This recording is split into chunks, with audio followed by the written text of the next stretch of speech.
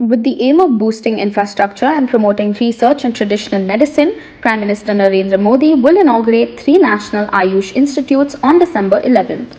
The institutes to be inaugurated by PM Modi include All India Institute of Ayurveda, National Institute of Unani Medicine, and National Institute of Homeopathy.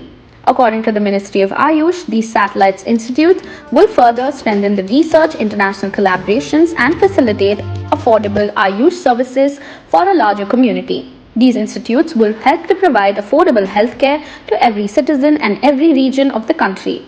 The Ministry of Ayush will organize 9th World Ayurveda Congress on December 11th, which will be attended by Prime Minister Narendra Modi.